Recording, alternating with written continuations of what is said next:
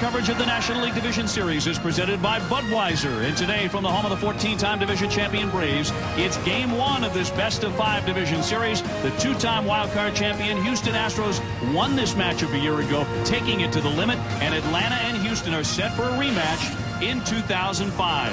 Thank you very much. He'll be patrolling the sidelines today. Another look at Hudson, a 30-year-old from Columbus, Georgia, getting the start in Game 1. Well, you see his numbers right there. 14-9. He's had a fantastic season.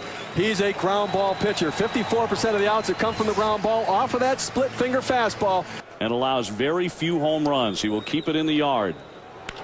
Line shot up the middle and a clean base hit for Biggio. And a good start for Houston. Last season, the Astros skewered the Braves pitching staff in the division series, scoring 36 runs. And he delivered. Blazing speed. He stole 34 bases during the season. The 0-1 pitch. He bunts toward third. Here comes Chipper Jones with a bare hand and got him. Up and into second moves Craig Biggio. It was interesting during 2-21 on the road. Up high for ball 4, and Berkman is on. So first and second. And only one out. Bobby Cox, his team won. Was successful this year. Issues for Hudson right away. Here's the dangerous Ensberg, and he lines it into left center field. That'll drop down for a base hit. Here comes Biggio rounding third. He'll be in to score easily, and it's 1-0 Houston. And right away it has a feel of last year's division series when the Astros jumped out to an early lead. Now, the Astros already with 2 hits, a walk, and a run in the first inning. High chop to third. Chipper over to second one. Giles turns it on to Franco for the double play. There's the ground ball Hudson was looking for throughout the first inning, and he finally got it for a 5-4-3 twin killing. But the Astros strike first in Atlanta. 13-2 with a 1.69 ERA, and he held opponents to a .230 average. But Biggio had never had a hit against Hudson, and he ripped a single to start this afternoon. A little topper, but Pettit at 6'5" handles that one easily and throws him out. One quick out in the first. The Astros, the Braves only faced them 6 times, but he hit .458 off them. Lifts a high fly ball to left field. No sun to deal with today as Berkman comes in. In fact, the lights are now on here in Atlanta for a game that started just after 4 o'clock. And he put together 8 straight 100 RBI campaigns between '96 and 2003. He goes deep the other way. Lane going back, turning around, and it's gone. And this game is all tied up. Chipper Jones to right off of Any Pettite. He came in hitting .360 lifetime off the lefty, and he ties it up in the first inning. Well, Chipper Jones looking for that 2-seamer, and Any Pettite throws a 2-seamer. It's just not down in the zone. A 2-seamer will run away, not feel like he has to carry this ball club. The 1-1 pitch lifted in the air to short right. Racing in lane has time to get there and makes the catch for out number 3. But Chipper Jones draws the Braves even. He takes the veteran Any Pettite out to right field, and we're 1-1 after 1. I mean, they couldn't run out of Clemens and Oswalt, back in the late 90s. I mean, they didn't have that type of pitching, and that was the difference last year, and that could be the difference this year. Swinging a drive, shot to left, deep. Jordan back on the track, leaps at the wall, and he made the catch. A fantastic play. Palmeiro back to first base. What a grab by the veteran. The old guy can still do it. Brian Jordan in left, rising up against the fence to steal a hit from Everett. And he's done a tremendous job. He's handled some pretty good pitchers for the Houston Astros. The 1-0 to Ausmus. High chop for callers there. Feeds Giles. That's one. The turn in time for the double play. That's the second one that the Astros had hit into in the first 2 innings. But Jordan made the spectacular catch, rising high against the fence to steal an extra base hit from Everett. Pettit have started consecutive games, and the breakdown would surprise you about the success rate of those days. 2-2 swung on and missed, and he struck him out. Franco fans. 1 man gone here in the second inning. That many decisions after the All-Star break. John Smoltz said we don't want to see him peering over the glove like that, but he's doing it, of course. That's his style. Popped up by Francoeur. No shock as he went after the very first pitch. The rookie is seldom in the batter's box very long, and that's 2 fast outs. Oswalt with 20 wins, of course. Jordan 247, 3 home runs in the season. Cracks that one towards short. Cut up nicely by Ensberg. Throws low and dug out by Berkman. Fine play by both of the cornermen. And they go 1-2-3. Pettit with some handshakes coming. And again, much better than having Pettit get a chance to hit and starting this inning with Craig Biggio batting first. Pettit will take a seat. And that's the first strikeout recorded by Hudson today. With the way the Red Sox play at home. So again, down 1-0 or up 1-0. This is still a must-win for the White Sox. That one gapped into left center field. On the move, Andrew Jones trying to track it down. Biggio heading into second, wants a double. Here's the throw, the dive, the tag did not get him. Not in time. And Biggio headlong into second is 2 for 2 on the day. Throwing around that almost 40-year-old body. The payoff pitch to the rookie. He walked him. That's the third base on balls already issued by Hudson. And Eric, what's going on with him? He's been fairly consistent behind the plate. The 3-0 pitch taking all the way, and that's ball 4. And the bases are all filled up. Back-to-back walks here. And Leo Mazzoni.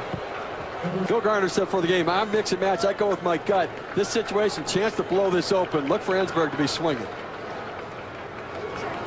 He does swing and cracks a base hit to left field. Biggio is in. Tavares rounding third. He's trying to score. Jordan's throw is cut off, and it's a 2-run single for Morgan Ensberg. And without Bagwell and Kent or Beltran, the Astros needed a hitting star. Ensberg was that man all season. He's doing it again in the postseason. If you've seen that as a hitter, you've got to go up there with a plan and not just wildly go up there and start swinging. The 0-2. Ground ball to Chipper Jones. He handles that one into second, and it's dropped, but after the out had been made on the exchange. If you're so anxious up there and say, I don't want to get behind 0-2. That one hit him. Palmeiro gets drilled, and the bases will be reloaded for the Astros here. And Hudson is all over the place. Dragging behind, he has to slow his body down and get on top of it. Rattled to for call, up and over to first, and gets him for out number 3. But it's a 2-run inning off of Tim Hudson. As wild as you're ever going to see him, the Astros take advantage and lead it 3-1. Biggio with his eyes shifted off the ball to see what the second baseman's doing. He needs to take charge and call off even like a veteran like Craig Biggio. Guy by the name of Frank Thomas. And playing along with Tim Hudson last year, he would let me know about it. Swinging a high fly to left. Palmeiro back has room to make the catch into the corner, but it sailed all the way to the warning track with a little wind help there. 2 down, and for more on Tim Hudson, we go to our man Tim Kirkchin. Konerko. They all be wearing other uniforms in 2006. Here's the 2-2, and it's on the corner for strike 3. Pettit right along the edge of the plate, picks up 2 strikeouts in the inning and has 3, along with a 3-1 lead after 3. Well, he's already walked 4 men. Swinging a fly ball to center. A 7-time Gold Glover back, and it's over his head. Andrew Jones cannot make the play, and Ausmus rumbles into second with a double. And as it is with every fly ball in the dead center field, you just assume it's going to be caught. Pettit squares again, drops it down. Beautifully done. Hudson, the one play, low throw, and even that was badly thrown. Down to third goes Ausmus. I'm telling you, I think it's a grip. I mean, he is constantly looking at the ball. He's changing the ball. Hudson with obvious issues here today, having trouble gripping the ball, it appears. There's a swing and a high fly. Left center. Jordan and Jones there. Andrew Jones coming in now to make the catch.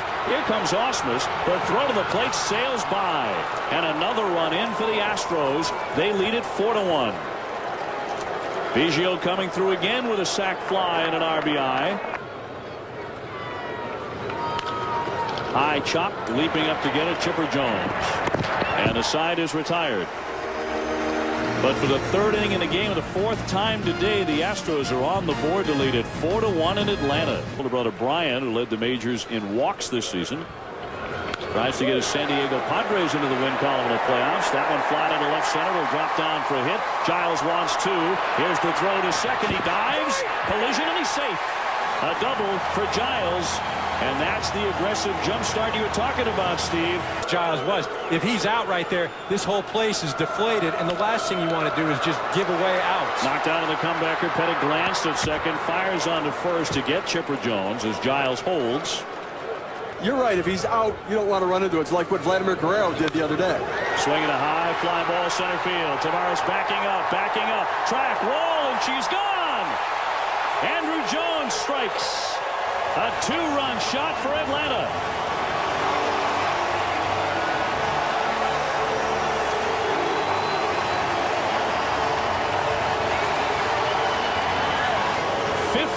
During the season, the most in the majors.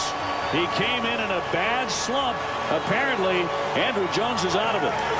I mean, he's been in trouble. Again, he's pitched well enough where it's only a 1-run ball game right now, but I don't think he's going to have that leash as he's had the first few innings. Franco takes ball 4. The first walk issued by Andy Pettit today. Let's go down to Tim Kirchin. Standing there, he's got a chance to pick you off. Franco 0 for 1. Bunts toward third, into the grass. Ensberg lets it roll. Will it roll foul? It will not. It's a base hit.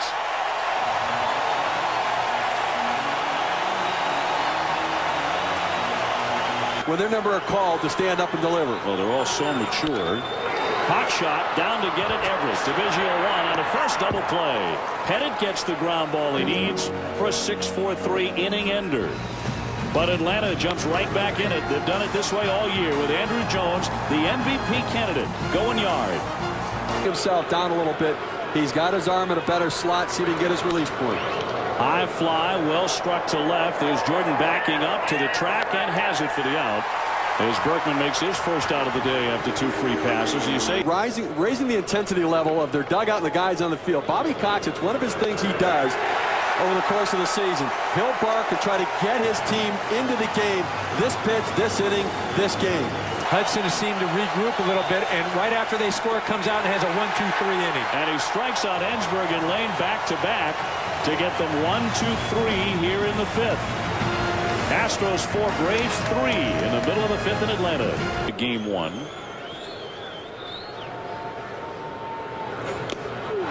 Another late swing and a foul tip into the mitt for a strikeout, and Estrada whiffs for the second time. Just 86 errors in 162 games. Roll to the shortstop, a routine play for Everett, and Hudson is retired, 2 down in the Braves 5th. You saw last year Cabrera and Renteria where those contracts went. The likelihood is they're going to have to retool this team again. Ensberg with the stop, throws on to get for call, and may just wind up a Chicago Cub. They've got a hole at shortstop that could be neatly filled. A neat inning for Pettit. He gets the 1-2-3. And Brad Ausmus against Tim Hudson, who had a 1-2-3 inning his last time to the hill, and now flipped from Franco over to Hudson. Gets the first man in the 6th. You know, there are a number of reasons to try and have Tim Hudson. Plus 24 blown saves. Hudson looking for a big workload today, but this one flying to deep center. Andrew Jones has a beat on it, and he's got it. Everett centered for a ride, just not deep enough. 2 down. Well, the reason the bullpen struggled so much is Danny Kolb always has had great physical attributes. He just hadn't been able to put it together. He's finally found a home here in Atlanta. Soft ground ball to the outfield. Giles zips it over. 1-2-3 they go. Just 6 pitches in that inning necessary for Hudson. And he has set down 9 in a row. Big bats coming up for Atlanta. Giles, Jones, and then Andrew Jones to come. Again, they got shut out in 7 of his starts this year. I mean, they just didn't score any runs for Clemens. Phenomenal. Hot shot grounder by Giles, scooped up by Ensberg. And Giles is retired. He's 1 for 3. Chipper Jones about to swing away, and he's to the lineup and to the plate. He just, you know that the best hitter's up when he walks up to the plate. Swung on and missed for strike 3. Pettit strikes out Chipper Jones. Sure, you do that because if the ball's getting wet, you can't afford it to be a high price of baseballs. On the beaches of Curacao. That one outside for ball 4. And Andrew Jones works a walk here with 2 down. Fire for you if you ask them to. And they've done it all summer. In there for strike 3. Pettit freezes another Brave. He strikes out 2 in the inning as he fans Julio Franco. A walk, 1 left. Still 4-3 Houston. Go to the 7th. 9 consecutive Houston Astros. Biggio on deck. High fly, pretty well hit to left. Jordan going back. That's over his head, and it's up against the warning track and up over the fence for a double. Andy Pettit with a 2-base hit. But big players step up in big situations, and Pettit drives it over the left fielder's head. Biggio pushing a bunt to first. Franco will sling it into the bag at first. Down to third moves Pettit on a sacrifice by Craig Biggio. On anything shallow, Any Pettit's not going on a fly ball. Now the wind blowing in two. Here's the 3-2. Grounded right to the shortstop for call. Down on a knee. Guns him down. Pettit has to hold. And there are two away. Identify the guy they're just not going to let beat them in a situation. Berkman did hit 300 in the month of September with 11 homers. But Ensberg today has been poisoned. He's driven in some big runs so far. With Tim Hudson throwing a sinker and the ball running in, it makes it that much more difficult. I'd throw him in all day long. And he beat him again. Base hit to left field. In comes Pettit, and some breathing room for Pettit and the Astros, who lead it 5-3. They put Berkman on each of his first two career outings back in August against San Diego and then Chicago. That one hit him. Lane looking to check his swing, and it got him on the arm. Bobby Cox wants to argue this. So does the catcher Estrada. This will load up the bases for Devine, who is frustrating. Swinging a high fly ball right field. Deep. Francoeur racing back to the track. He's there. He's got it. It almost happened again to Joey Devine. But Francoeur is the man on the spot up against the wall. Palmeiro just missed. Boy's got a hold of. He's pitched an unbelievable game. Here's Francoeur. First pitch swinging. Pops it up. Berkman coming in along the line and makes the catch for the out. One away. And Brian Jordan up next. Not surprised. I mean, he wanted to get back in. I thought he might want to get with a team that was sooner to have a chance to win, but that's home for him. He grew up in that organization. A terrific baseball mind as Lane makes the catch. 2 down. The second time for back trouble in August. He was knocked almost unconscious in a home plate collision by Darren Erstad, and he is a quick out here in the 7th. Pettit sailing through this frame on just 7 pitches. He gets them 1, 2, 3. It's on to the 8th. The Astros up by 2. Maybe have to throw an inning and a third. The whole thing is not just predicated on what's happening right now. Little looper over the head of Giles. That's going to drop down for a base hit for Adam Everett. He's on in the 8th. So a leadoff single for the shortstop. That's about 10,000 below capacity. Hit toward the hole softly. Will it squeak through? There's Giles. Great sliding stop. Close. Did not get him. And Ausmus is on with a base hit. Everett down to second. Giles did everything humanly possible. He can stretch. I'm telling you, if he stretches, he's out. Here's Pettit to bunt. Drops it down. Chipper Jones charging. Looked at third. He'll get the shore out. Over to first base. And there are now 2 men in scoring position as Pettit once again drops down a sacrifice bunt for the second time today. A number of different times. It happens. Hey, take a look at this. Tavares is being pulled back as Biggio takes ball 4. And it's Jeff Bagwell.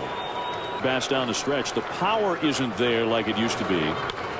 But the base hit is into left field.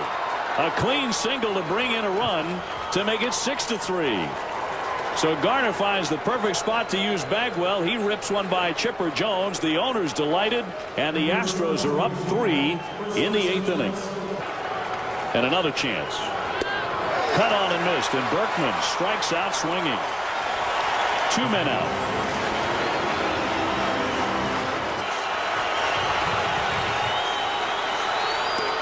Check swing, and it's low for ball 4. They appealed. No swing, says Marvin Hudson, and the run is in.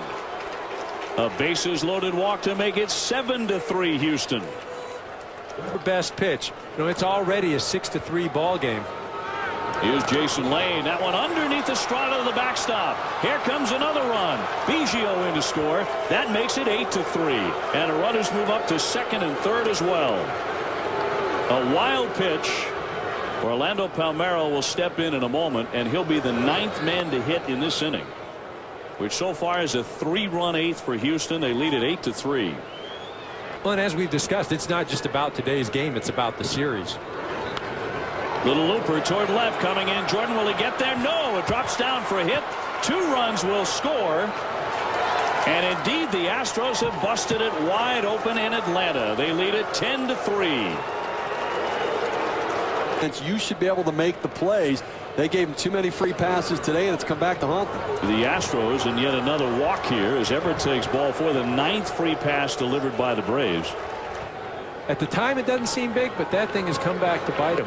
0-2 waved down and missed for strike 3, and that inning for the Braves mercifully over, but a big frame for the Astros. They score 5 times and do bust it open.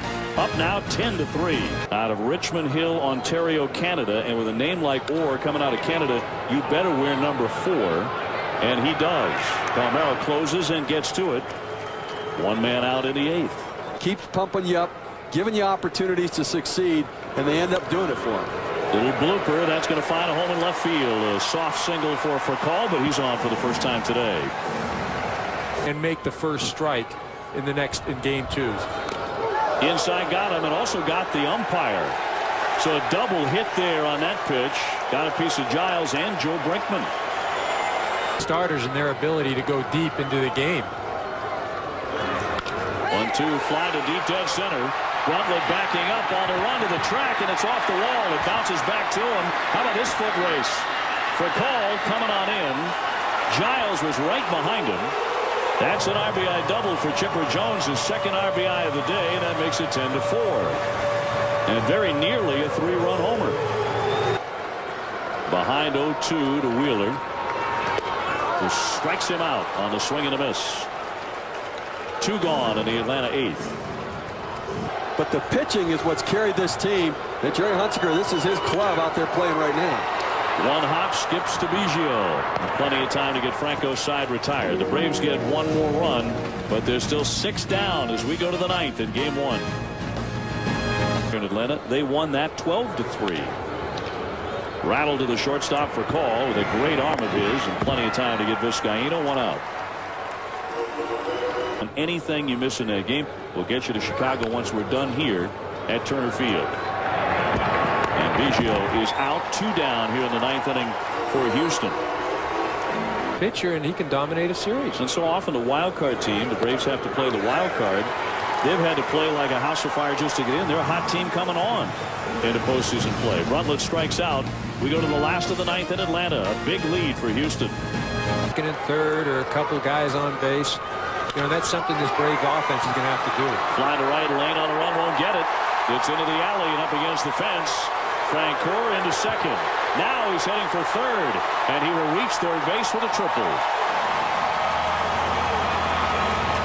Against John Smoltz, was kind enough to join us earlier today, and says he is really looking forward to it. Swung on and missed for strike 3, and Langerhans strikes out. But Clemens' hamstring. Johnny Estrada, looping fly into right. That'll settle down for a base hit. Here comes Francoeur. That'll make it 10-5. So Estrada at the tail end of his day delivering. He's 1 for 4 with an RBI single. Rafael Furcal, a free agent at season's end, at postseason's end. Little ground ball, that's fair. Glove by Ensberg. Tough play. High throw. Off the glove of Berkman. It rolls into foul territory. Estrada into 3rd and holding there. Warming up out there. Chopper.